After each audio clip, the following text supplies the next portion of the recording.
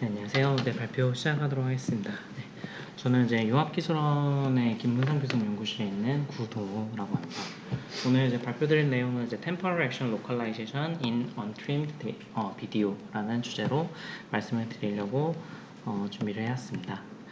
일단 컨텐츠 자체는 일단 처음에는 리뷰라고 해서 제가 어떤 연구하고 있는지 잠깐 다시 한번 말씀드리고, 그 다음에 인트로덕션, 그 다음에 이 Untrimmed 비디오에서 템포럴 로컬라이제이션이 어떤 내용인지에 대한 데몬스트레이션을 잠깐 보여드리고, 사용되는 데이터셋, 메트릭, 그 다음에 2016년도 11PR에 나왔던 좀 가장 기본이 되는 논문 중 하나인데요. 이 논문에 대해서 잠깐 소개를 드리고, 그 다음에 현재 스테이트 오브 디 아트가 어느 정도의 성과를 보이고 있는지, 그리고 마지막 컨클루전에서 마무리를 하도록 하겠습니다.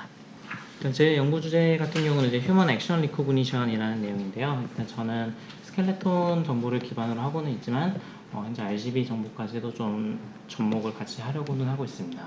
다음 영상처럼 이렇게 RGB 영상이 주어지고, 그 다음에 스켈레톤 정보가 이제 함께 주어질 때 이 사람이 어떤 행동을 하고 있는지 이거를 분석을 하고 이제 좀 실시간으로 데이터를 얻어낼 수 있는 쪽으로 최종 목표를 잡고 연구를 진행을 하고 있고요. 이렇게 이제 사람들 간의 인터랙션 부분까지도 이제 함께 목적을 두고 있습니다. 그래서 사실 이런 휴먼 액션 리코그니션 같은 경우는 이제 총 3개의 이제 키포인트 테크놀로지가 존재를 하게 되는데, 포즈 에스티메이션, 그 다음에 액션 로컬라이제이션, 그 다음에 액션 리코그니션, 이 3개의 기술이 가장 중점적인 기술이 되게 됩니다.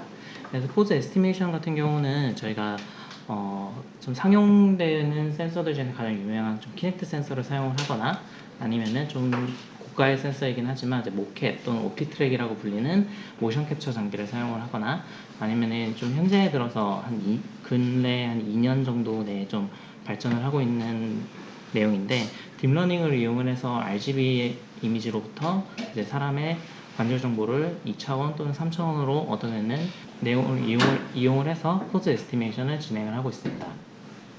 특히 아래에 있는 내용 같은 경우는 ICCV 2019년도에 나온 논문 내용인데요. 단순히 RGB 이미지 하나만 가지고 이제 스켈레톤 간의 뎁스도 추정을 해내면서 이 스켈레톤 정보를 3D로 얻어낼 수 있는 딥러닝 기술입니다.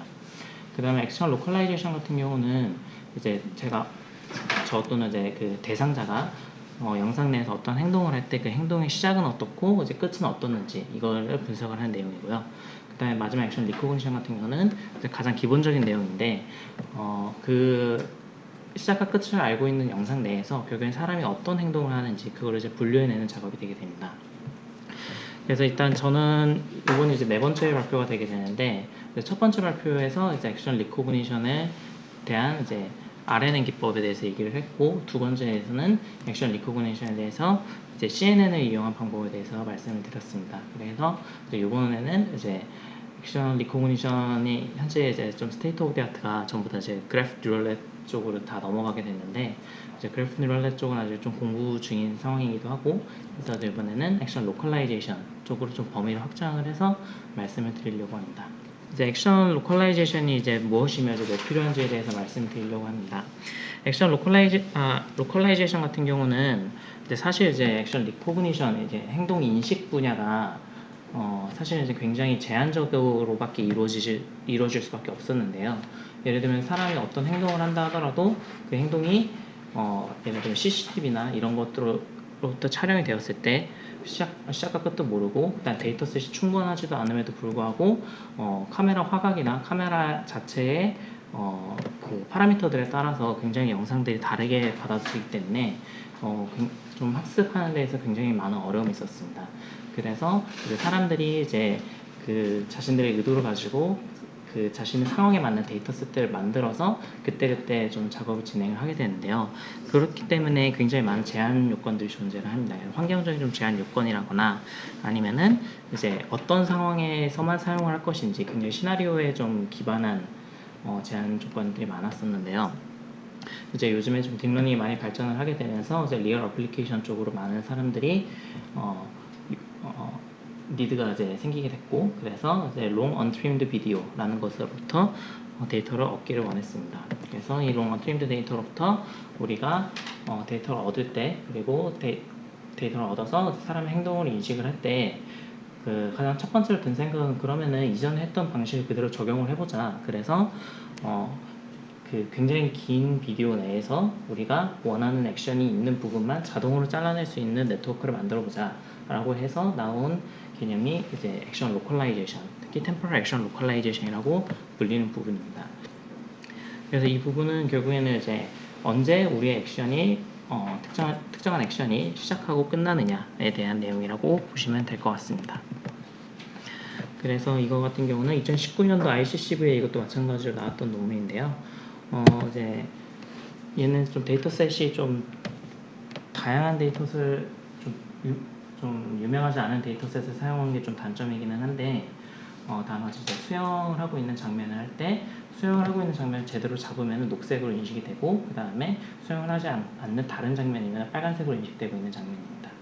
그래서 얘는 이제 나이프를 이제 갈고 칼을 가는 장면이죠. 칼을 가는 장면인데 얘는 방금 전 장면 같은 경우는 그냥 영상의 인트로 부분입니다. 그래서 인트로 부분도 당연히 빨간색으로 인식을 하고 이렇게 숫돌로 제대로 갈고 있는 부분, 이 부분만 녹색으로 인식을 하고 갈다가 중간중간 설명을 하는 부분은 마찬가지로 빨간색으로 인식을 한다거나 이런 식으로 한 영상 내에서도 내가 진짜 원하는 움직임인지 또는 원하지 않는 움직임인지를 다 분류해내는 작업을 진행을 하고 있습니다. 그래서 이 데이터셋 같은 경우는 사람이 뛰는 장면인데 사람이 뛰지 않는 멈춰있는 설명하고 있는 부분에 대해서는 이제 빨간색, 그러다가 이제 사람이 진짜 뛰고 있으면은 녹색, 그 다음에 다시 또 설명이 또 나오면은 빨간색, 이런 식으로 인식을 하고 있습니다. 그래서 이런 부분들이 현재 가장 좀 피부에 와닿게 사용되고 있는 부분은 이제 하이라이트 클립을 만드는 부분이라고 합니다. 그래서 이 부분은 이제 NC 소프트 쪽에서 이제 기술 블로그 쪽을 보게 되면 나와 있는 블로그 내용인데요. 그래서 이제 야구 같은 내용을 할 때 사실 이제 야구는 사람들이 기록관이 굉장히 많기 때문에 이렇게 태그 정보가 굉장히 많이 존재를 합니다. 근데 저희가 이제 하이라이트 클립으로 보게 되면은 정말 저희가 원하는 장면이 바로 나오기를 원하잖아요. 그런데 그런 이제 태그 정보만 가지고 이게 세그먼트를 하게 되면은 이렇게 투수가 공을 잡고 공을 고르거나 아니면 이렇게 심리전을 하는 장면까지 포함이 돼서 하이라이트 클립이 만들어지는 거에 비해 이렇게 영상 내에서 이 투수의 움직임을 인식을 해서 바로 그 딥러닝을 이용해서 분리를 해낸다면은 이렇게 투수가 바로 던지는 부분이 하이라이트 클립의 시작으로 둘 수 있게 됩니다. 그래서 이런 류의 연구 쪽에서 가장 유명한 데이터셋이 이제 제가 발음을 좀 잘 모르겠는데 THUMOS라는 데이터셋이 2014년도에 나와서 이제 많이 사용이 되고 있고요. 그 다음에 액티비티넷이라는 것이 2016년도 이후에 나오면서 이제 100개의 클래스, 그 다음에 200개의 클래스에 대해서 650시간 정도의 데이터를 가지고 있고 이걸 가지고 이제 분류해내는 작업이 많이 이루어지고 있습니다. 이제 이 부분은 이제 퍼포먼스를 평가를 할 때 매트릭이 어떻게 사용되냐에 대한 내용인데요. 일단은 이 Temporal Action Localization 쪽은 이 컨셉 자체가 전체 영상에 있어서 딥러닝이 판단했을 때 이 부분이 액션에 해당되는 부분이다라고 하는 부분을 제안을 하게 됩니다. 이걸 이제 프로포절이라고 얘기를 하게 되더라고요. 그렇다면 이 프로포절이라고 하는 부분이 그라운드 트루스와 얼마나 비슷하냐, 그리고 얼마나 비슷했을 때 이게 얼마나 이제 또 관계없는 부분을 빼고 비슷한지 아니면은 이게 얼마나 분류가 잘 될 정도로 중요한 부분을 포함하고 있는 건지 이런 것들을 판단을 하게 됩니다. 그래서 이 부분은 이제 오브젝트 디텍션 쪽 내용하고 좀 비슷하게 컨셉이 제안이 되다 보니까 그 오브젝트 디텍션에서 사용되는 매트릭을 이제 그대로 가져가서 사용을 하더라고요. 그래서 첫 번째 매트릭으로 좀 설명을 드릴게요. 이제 IOU, Intersection Over Union이라는 매트릭입니다. 그래서 이거 같은 경우는 이제 아까 말씀드린 것처럼 오브젝트 디텍션에서 그 뿌리가 좀 왔다 보니까 오브젝트 디텍션을 가지고 설명을 드린 게 편할 것 같은데요. 이게 이미지가 하나가 존재할 때 이게 호박이라고 생각이 됩니다. 그래서 이 호박이 있을 때 이 호박에 대한 그라운드 트루스 바운딩 박스는 이렇게 파란색으로 잡히게 됩니다. 그리고 이 어떤 모델이 얘를 프리딕션을 했었을 때 빨간색으로 잡히게 된다라면은 이 IOU라는 이 매트릭은 전체 이 파란색과 빨간색에 대한 전체 영역과 그 다음에 이 빨간색과 파란색이 같이 존재하는 이 오버랩 영역 간의 비율을 나타내게 됩니다. 그래서 이 IOU가 크면 클수록 좋게 되는데요. 이 엑셀런트 같은 경우는 이제 0.92라는 숫자를 나타내고 있고, 푸어 같은 경우는 0.4 정도의 매트릭 수치를 수치를 나타내고 있습니다. 그래서 이 IOU라는 걸 이용을 해서 어떤 거를 설명을 하게 되냐면은 이 mean average precision이라는 가장 중요한 메트릭을 설명을 하게 됩니다. 그래서 이 mean average precision을 설명을 하려면 결국에는 이제 precision이 뭔지, 그 다음에 recall이라는 게 뭔지를 알아야 되는데요. 이런 어떤 데이터들이 존재를 할 때 그 데이터들에서 제가 어떤 이 일정한 영역 안에 있는 녀석들을 선정을 했다라고 하면은 그냥 이 왼쪽 부분이 이제 제가 원하는 부분에 대한 내용이 제가 원하는 데이터에 대한 내용이고, 이 부분은 제가 원치 않는 데이터에 대한 내용이라고 할 수 있습니다. 이 경우에 이제 프리시즌 같은 경우는 제가 선택한 영역 전체 중에서 이게 내가 진짜 원하는 부분이 포함된 영역이라고 얘기를 할 수 있고요. 그 다음에 이 리콜 같은 경우는 이게 내가 원하는 이 전체 부분들 중에서 내가 이번 선택으로 인해서 얼마만큼이 뽑혔는지를 확인하게 됩니다. 그래서 이 리콜이라는 것과 이 프리시전을 이용을 해서 어떤 플랫을 하나 그리게 되는데요. 이 X축 같은 경우는 리콜을 주고 Y축은 프리시전을 주게 됩니다. 그래서 예를 들면 이 오브젝트 디텍션을 할 때 결국엔 바운딩 박스를 치게 되는데, 이 바운딩 박스는 저희가 이제 confidence threshold라는 그 기준값을 가지고 바운딩 박스를 치게 됩니다. 예를 들면은 이 공간 내에서 사람을 만약에 잡는다라고 치면은 진짜 사람이 있는 부분은 컨피던스가 굉장히 높게 나올 거고, 사람이 없는데 약간 의자가 놓여 있다거나 이런 부분에 약간 컨피던스가 좀 낮게 나올 겁니다. 그런데 이제 오브젝트 디텍션 같은 경우는 이 threshold confidence를 보통 0.5 또는 0.7 정도를 준다라고 얘기를 하고 있습니다. 그런데 이 부분에서 이 confidence threshold를 저희가 변화를 시켜서 만약에 confidence threshold를 좀 낮춘다거나, 그러니까 예를 들면은 의자가 인식이 될 정도로 threshold를 낮추게 되면은 굉장히 많은 바운딩 박스가 쳐지게 되겠죠. 그러면은 저희가 원하는 부분이 결국엔 들어가게 되니까 이 프리시전은 굉장히 높아지게 되고, 근데 바운딩 박스가 굉장히 커짐으로 인해서 저희가 원치 않은 부분도 같이 들어가게 되죠. 그렇기 때문에 리콜은 좀 작아지게 됩니다. 반대로 이 스트레스홀드를 굉장히 높이면은, 즉 당연히 사람이라고 인식될 수 있을 만한 내용들, 그러니까 만약 사람 얼굴만 따올 정도로 스트레스홀드를 높이게 되면은 이 바운딩 박스는 굉장히 조금 쳐지게 되겠지만, 그래도 사람은 일단 맞긴 맞고, 근데 바운딩 박스가 작기 때문에 그 부분이 저희가 원하는 영역에 해당되기 때문에 리콜은 굉장히 크게 되고, 하지만 사람 전체를 나타낸 것이 아니기 때문에 프리시전은 굉장히 낮게 됩니다. 그렇기 때문에 프리시전과 리콜은 보통 반비례 관계를 갖는다라고 알려져 있습니다. 그래서 이 mean average precision에서 이 average precision 부분이 이 AP에 해당되는 부분인데요. 이 리콜을 0에서부터 1 사이 값을 0.1로 나눠서 이 0에 해당될 때의 프리시즌, 그 다음에 0.1에 해당될 때의 프리시즌, 0.2에 해당될 때의 프리시즌 쭉쭉쭉 가서 1일 때의 프리시즌, 얘네들을 전부 다 평균된 값을 average precision이라고 얘기를 하게 됩니다. 그 다음에 이 average precision은 이제 각각의 클래스에 따라서 평균을 하게 되면은 걔를 이제 mean average precision이라고 하게 됩니다. 사실 이 메트릭은 저는 이제 비정형 쪽에서는 한 번도 사용해 본 적이 없고 오브젝트 디텍션에서만 사용을 해봤었는데, 여기서 이 논문을 보게 되면서 좀 처음 공부를 해봤습니다. 그래서 일단 결국에는 2016년도에 얘가 이제 CVPR에서 나왔던 논문인데요. 2016년 CVPR에서 나왔던 건데, 이제 사이테이션은 330회 정도가 나오는 논문입니다.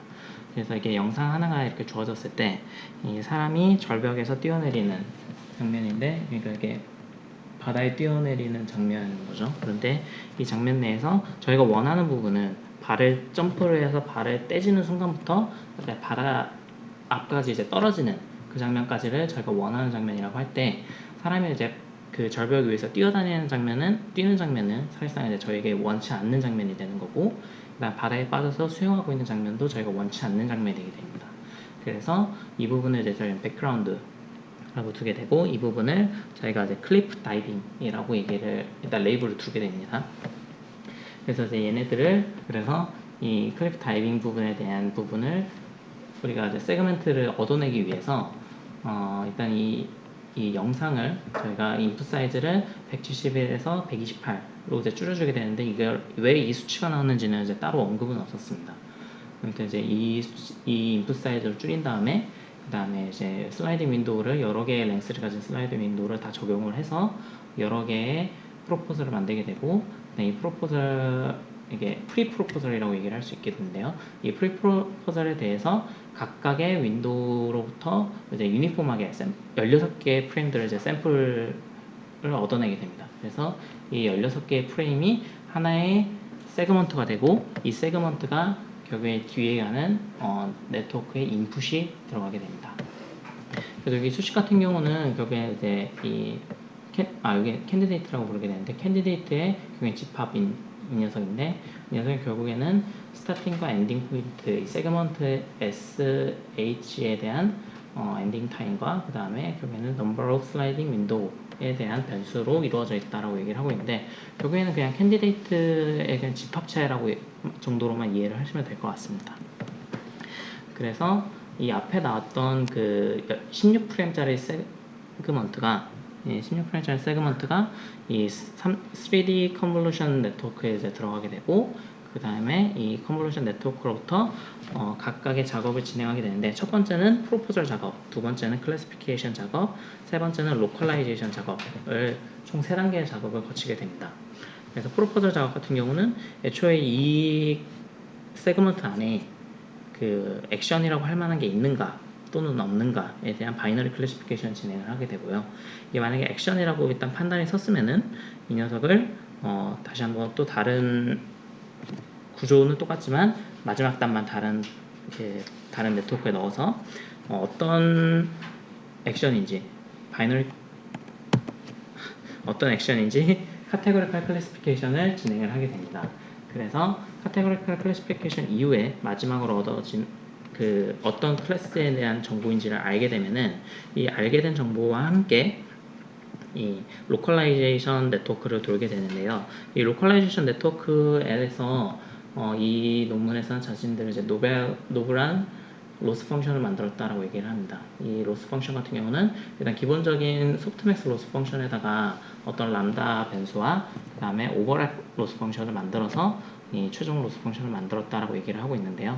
이 람다 같은 경우는 그냥 임페리컬 밸류라서 이 논문에서는 람다를 1로 줬다라고 얘기를 하고 있습니다.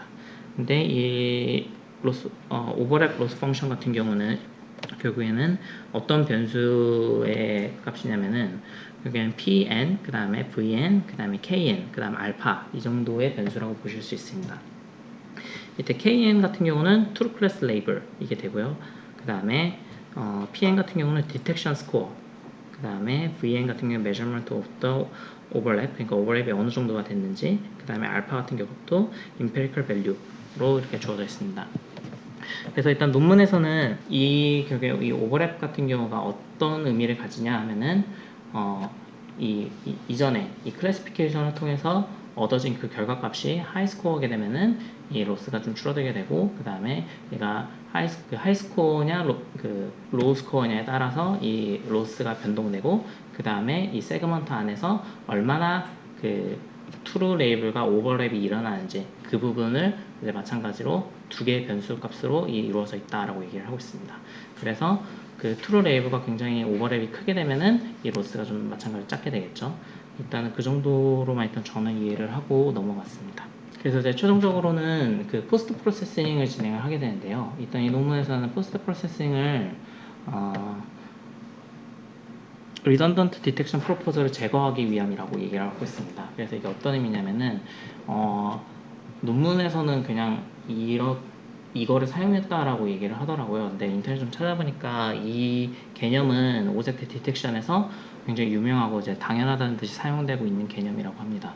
그래서 하나의 오브젝트에 대해서 그 바운딩 박스 프로포저를 여러 개를 만들어질 수가 있는데, 그러면은 이 여러 개 만들어진 것들 중에서 이 여러 개 전부 다 그 클래시피케이션이나 아니면은 이런 작업들을 진행을 할 수는 없으니까 결국에는 가장 최적의 크기를 찾자라는 개념이 도입이 됐습니다. 그래서 어떤 식으로 계산을 하냐면은 먼저 이 많은 프로포절들 중에서 가장 컨피던스가 높은 프로포절을 하나 찾습니다. 그래서 그 프로포절과 그 주변에 있는 녀석들을 각각 비교를 하게 되는데요. 그래서 이 주변에 있는 녀석과 이 가장 높은 그 프로포절과 IOU, 그러니까 인터섹션이 어느 정도 일어나는지 확인을 하고, 인터섹션이 만약에 0.5 이상이다라고 하면은 그 아래에 있는 녀석은 얘에 포함이 된다라고 해서 그냥 무시해버리는 그런 식으로 이제 최적의 위치값을 찾는 작업을 진행하게 됩니다. 얘를 이제 non-maximum suppression이라고 얘기를 한다고 하더라고요. 그래서 얘를 가지고 일단 최적의 하나의 프로포즈를 만들게 되고, 이런 개념을 적용을 해서 저희가 이제 세그먼트를 16프레임 단위로 나눴다 보니까 여러 개의 세그먼트가 나올 수가 있습니다. 그래서 걔네들을 이제 하나의 긴 프로포절로 만들거나 아니면은 그 액션이 여러 개 있다라고 판단을 해서 여러 개의 좀 그 프로포절로 만들거나 하는 작업을 포스트 프로세싱으로 진행을 하게 됩니다. 그래서 이제 최종적으로 퍼포먼스 같은 경우는 여기 mean average precision이 mean average precision 값을 사용을 하게 되는데, 이때 IOU는 0.5일 때를 일단 저는 기준으로 봤습니다. 이게 찾아보니까 오브젝트 디텍션일 때 대부분 얘를 지표로 본다라고 하더라고요. 근데 일단은 mean MAP가 일단 19인데 일단 자기들은 그 당시에 일단 스테이트 오브 디 아트를 찍었고 이전인 15에 비해서 훨씬 좋아졌다라고 얘기를 하고 있습니다. 사실 논문을 처음 봤을 때 이게 19, 그러니까 저는 이제 그 당시에 매트릭도 좀 자세히 몰랐었는데 19라는 숫자가 굉장히 좀 작아 보여서 이게 어떤 의미가 있는지에 대해서 좀 의문이 들었습니다. 그래서 이게 19를 지금 굉장히 자랑하려고 논문에 넣은 건가라는 생각이 들어서 좀 의심이 들었었는데, 이게 이제 그 결과를 자기네들이 분석해 놓은 표가 있는데, 여기서 보게 되면은 제가 좀 보여드리고 싶은 부분은 이게 21번 클린 앤 저크라는 부분입니다. 이게 어떤 작업이냐면은 여기 뒤에 예시로 보여주게 되는데, 이 역도를 드는 행위를 말하게 됩니다. 그래서 준비 운동을 하다가 잡고 들어 올리고 집어 던지는 이제 내용까지 있을 때 이 들어 올리는 부분을 클린 앤 저크라고 얘기를 하더라고요. 그래서 이 부분 보게 되면은 얘는 이제 클래스가 이제 여러 개로 나눠져 클래스별로 지금 보기 때문에 민 에버러지가 아니라 그냥 에버러지 프리시즌을 이제 y축 값을 가지고 있습니다. 근데 이 제한하고 있는 이 네트워크는 일단 25% 정도의 에버러지 프리시즌을 보여주고 있다라고 얘기를 하고 있는데, 얘네가 이제 최종적으로 이제 영상에서 이제 오버레이해서 보여주는 것 같은 경우는 굉장히 성능이 좋게 나옵니다. 이게 그라운드 트러스가 이게 파란색인데 이 프로포절이 여기 딱 가운데에 딱 이쁘게 껴있죠. 그래서 저는 굉장히 성능이 좋게 나올 거라고 생각을 했었는데 막상 수치는 좀 낮게 나오더라고요. 그래서 이게 체리 피킹인가 좀 싶기도 하고, 좀 그래서 일단 코드가 일단 공개가 돼 있어서 일단 코드를 돌려보려고 지금 작업을 하고 있는 상황이고요. 여기 아래에 있는 같은 경우도 이제 롱 점프, 이제 멀리 뛰는 건데, 이런 같은 경우도 이제 제대로 된 프로포절 같은 경우는 이제 많은 부분을 이제 오버레이 되어 있고, 그 다음에 그 내부 안에서도 그 액션 클래시피케이션이 정상적으로 이루어진 것들에 한하게 됩니다. 그래서 아까 말씀드린 것처럼 이렇게 좀 액큐러시가 좀 약간 의문이 좀 들어서 현재 스테이트 오브 디 아트를 좀 찾아봤는데요. 이게 스테이트 오브 디 아트 같은 경우는 2019년도 9월에 나온 거죠. 9월에 나온 건데 이제 Graph Convolutional Network for Temporal Action Localization 이라는 내용입니다. 근데 저는 아직 일단 그래프 뉴럴넷 같은 경우는 아직 좀 연구가 좀 부족해서 아직 설명은 좀 못 드리고 있는데요. 여기 이제 IOU가 0.5일 때 mean average precision이 여기 mean average precision이 일단은 50 정도 나온다라고 얘기를 하고 있습니다. 그래서 이게 현재 이 정도가 스테이트 오브 디 아트라고 얘기를 하게 되면은 일단 제가 이해한 바가 맞는지 좀 좀 조언을 주시면 감사하겠는데, 여기는 IOU가 0.5라는 거는 그라운드 트루스와 비교를 할 때 50%가 오버레이 됐다라는 내용인 거잖아요. 근데 걔네가 그 전체 데이터셋을 어떤 데이터셋을 돌려봤는데 한 50% 정도만 거기에 해당이 되고 나머지는 그것보다 작은 만큼만 오버레이가 됐다라는 식으로 저는 이해가 되고 있거든요. 그래서 아직 좀 갈 길이 먼 연구가 아닌가라는 좀 생각이 들고 있습니다. 그래서 일단 컨클루전 같은 경우는 일단 저는 이번에는 이제 RGB 비디오를 기반으로 해서 리서치를 좀 찾아봤고요. 결국에는 이 논문에서 얘기하고 있는 프로세스는 RGB 비디오를 세그먼트를 하고 그 다음에 그 클립을 그 클립을 확인해서 걔가 액션이 있는지 아닌지 판단을 하고 얘 판단이 섰으면은 액션을 확인을 하고 그다음 그 액션 결과와 그다음에 그 액션 결과로부터 얻어진 그 프로포절들을 그 포스트 프로세싱을 통해서 하나의 클립으로 만드는 작업을 진행을 한다라고 얘기를 하고 있고요. 이 논문의 노벨티는 3D 컨볼루션 네트워크를 사용을 했고 그 다음에 새로운 노블한 로스 펑션을 사용을 했으며 그 다음에 높은 퍼포먼스를 보이고 있다라고 얘기를 하고 있습니다. 그 다음에 이제 제 퓨처 플랜 같은 경우는 일단은 이 논문을 좀 돌려봐야 제가 좀 잘 나오는 것과 잘 안 나오는 것 간의 간극이 어느 정도인지를 좀 확인할 수 있을 것 같아서 한번 진행을 해보려고 하고 있고요.